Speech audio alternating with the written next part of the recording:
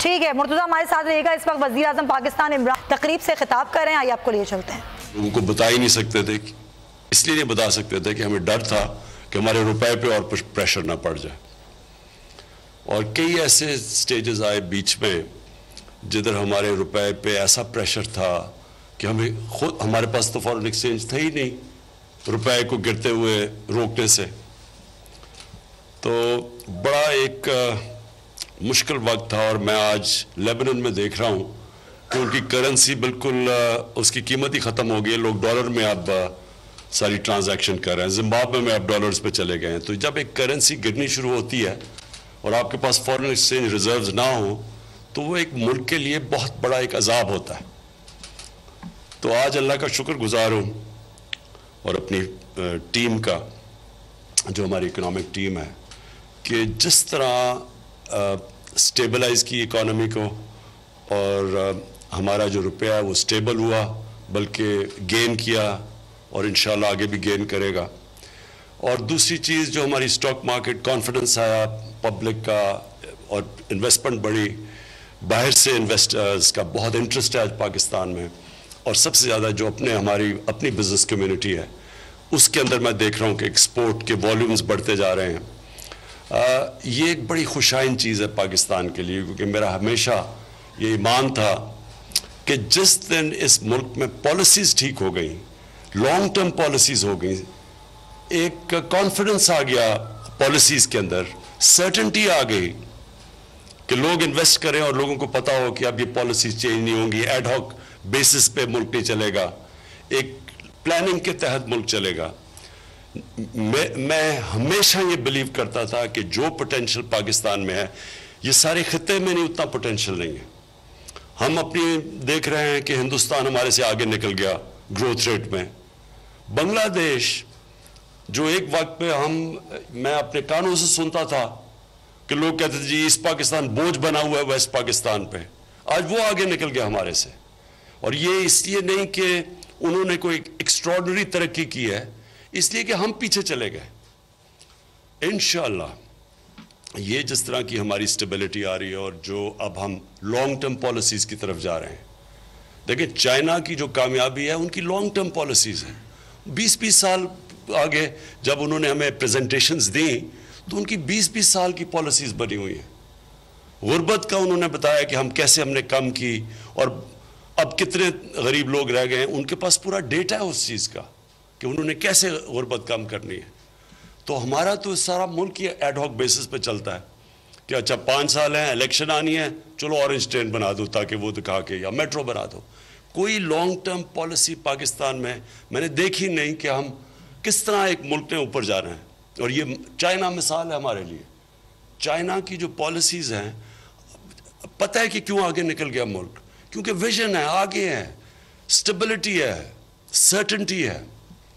اور پھر human development کے اوپر جو زور ہے کہ سب سے بڑی آپ کی جو ریسورس ہے وہ آپ کے انسان ہیں. اور ہمیں بہت بڑے ایڈوانٹیج ہے چائنا سے, کیونکہ ان کا ایجنگ پاپولیشن ہے. ہمارا دنیا میں ایک ینگ پاپولیشن ہے جس میں وائبرنسی ہے. تو اب ہم پلاننگ کر رہے ہیں, یہ بڑا مشکل پیریڈ جس میں سٹیبلٹی لے کے آیا روپے, یہ جو سٹیبل کیا اکانومی کو. اب یہ آپ دیکھیں گے انشاءاللہ ہماری long term policies, trade policies, investment کی پالیسیز, ڈفرنٹ ٹیکسٹائل میں اور جو بھی ویریس ایریاز کے اندر, اب آپ ای کامرس جیسی ہماری لانگ ٹرم پالیسیز آپ دیکھیں گے. جو شروع میں نے ایک سبق سیکھا کہ جب آپ کا ملک خسارے میں ہوتا ہے, جس طرح ہمارا ملک کہ ہم دنیا کو جو ڈالرز ملک سے باہر جا رہے ہیں وہ زیادہ جا رہے ہیں, جو ملک کے اندر ڈالر آ رہے ہیں وہ کم آ رہے ہیں, یعنی امپورٹ ایکسپورٹ میں بھی گلف, اور جو کرنٹ اکاؤنٹ ڈیفیسٹ, وہ کبھی بھی ملک سٹیبل نہیں رہ سکتا. یہ سب سے امپورٹنٹ چیز ہے کرنٹ اکاؤنٹ ڈیفیسٹ. اگر آپ کا کرنٹ اکاؤنٹ سرپلس ہے اس کا مطلب کہ آپ کا ڈائریکشن ٹھیک ہے. اگر آپ کا ڈیفیسٹ ہے اس کا مطلب آپ ونربل ہے, کسی وقت بھی آپ کا روپیہ گر سکتا ہے. روپیہ گرتا ہے, ساری چیزیں, باہر سے چیزیں مہنگی, اس کا مطلب ساری چیزیں مہنگی. پاکستان میں بجلی مہنگی, گیس مہنگا, پٹرول, ڈیزل, ट्रांसपोर्ट, और सबसे इफेक्ट करता है वो आम आदमी को। जो महंगाई है, जो इन्फ्लेशन है, वो एक गुर्बत फैलाती है आम आदमी को। तो हमने सबसे ज़्यादा जोर लगाया है कि करंट अकाउंट डेफिसिट हमारा ठीक हो। सबसे बड़ा खसारा था, अब 4 साल के अंदर पहली दफ़ा हमारा करंट अकाउंट डेफिसिट से सरप्लस में चला गया, जो बहुत बड़ी अचीवमेंट है। जो मैं फाइनली बात करना चाहता हूँ अपनी बिजनेस कम्युनिटी के लिए, देखिए मुल्क में जब तक वेल्थ क्रिएशन नहीं होती, मुल्क तो अपने कर्जे भी नहीं वापस कर सकता। तो वेल्थ क्रिएशन कौन करेगा? Business community. हमारी गवर्नमेंट का पूरा जोर लगा हुआ है अपनी बिजनेस को, और स्पेशली इंडस्ट्रियलाइजेशन को प्रमोट करना। आज मैंने मीटिंग की है, जो मुसलसल करता रहा हूं, कैसे हमने स्मगलिंग रोकनी है। स्मगलिंग क्यों रोकनी है? क्योंकि वो डायरेक्टली अफेक्ट करती है हमारी इंडस्ट्री को, और हमारी इंडस्ट्री ने बड़ा, ये जो स्मगलिंग से हर चीज़ बाहर से स्मगल होके आ जाती है, हम मौका ही नहीं मिलता हमारी इंडस्ट्री को बढ़ने के लिए। दूसरी चीज़, ये जो रजिस्ट्रेशन है, ये अपने ताजरों को, बिजनेस कम्युनिटी को, जब तक ये एहसास नहीं होगा कि हम अगर एक टैक्स कल्चर नहीं डेवलप करते, हम अगर टैक्स देना नहीं शुरू करते, हम मुकाबला नहीं कर सकते दुनिया का, हम पीछे जाते जाएंगे। ये जो आइडिया है कि किसी तरह मुल्क चल जाएगा और आप टैक्स भी ना दें और मुल्क भी चल जाएगा, ये पता नहीं फेरी टेल्स में तो होता होगा, रियल लाइफ में ऐसे नहीं होता। और हमारा पीछे जाने का, दुनिया से पीछे रहने का, और सबसे ह्यूमन डेवलपमेंट इंडेक्स पाकिस्तान का नीचे जाने, इंसानों पे आप जब पैसा ही नहीं खर्च करेंगे तो मुल्क को आगे कैसे जा सकता है? तो उसके लिए एक टैक्स कल्चर के ऊपर पूरा जोर लगा रहे हैं। इसमें शबर जैदी को मैं, और इनकी जो FPR ने जो परफॉर्मेंस दी है, मैं ख़ास आपको इसकी मुबारक देता हूँ, क्योंकि हमारी जो टैक्स कलेक्शन है माशाल्लाह ऊपर जा रही है। लेकिन मैं अपने जो ताजर हैं, जो पुराने तौर तरीक़ों से आदी हुए हैं, मैं उनको ये कहना चाहता हूँ कि ये अब अपनी नेशनल ड्यूटी समझें। ये समझे आप अपने मुल्क के लिए लड़ रहे हैं। जब मैं बाहर गया और ये बाहर के मुल्कों से हमें पैसे इकट्ठे करने पड़े, और हम बड़ा शुक्रगुजार हैं UAE का, सऊदी अरेबिया का, चाइना का, फिर कतर का भी, लेकिन ये एक मुल्क की डिग्निटी के लिए ठीक नहीं है कि आप लोगों से कर्जे मांगें और एड मांगें। वो मुल्क कभी खुददार कौम नहीं बन सकती।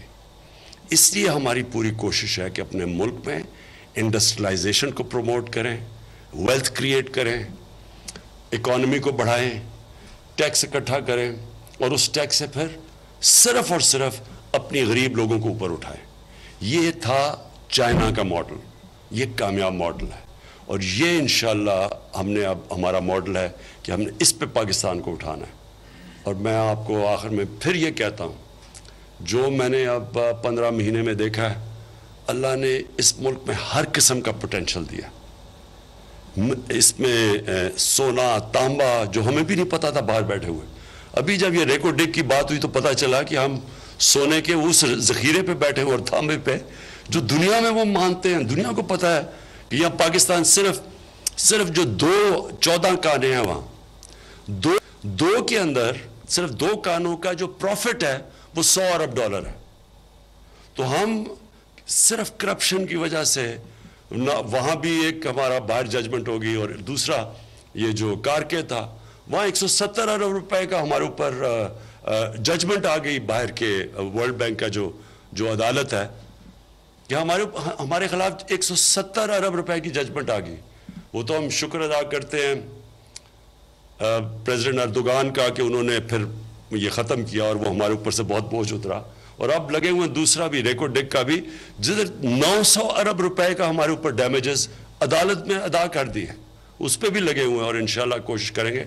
लेकिन यही नहीं कि सिर्फ करप्शन ने ये हमें नुकसान पहुंचाया, बट अगर ये करप्शन ना होती तो ये सोचें कि अब तक अरबों रुपए की हर साल हमें वहाँ रेको डिग से पाकिस्तान में तांबा और सोना निकल रहा होता, तो वो मुल्क को कहाँ से, बलूचिस्तान किधर से किधर जा सकता था, पाकिस्तान को कितना फ़ायदा हो सकता था, बजाय इसके कि वो एक करप्शन की वजह से ये सारा डिज़ास्टर हुआ, جو آج پاکستان کو اتنا بڑا فائن ہوا ہے، جو انشاءاللہ ہم کوشش کر رہے ہیں، پوری گورنمنٹ لگی ہوئی ہے کہ ہم اس میں سے کسی طرح اس میں سے نکلائیں۔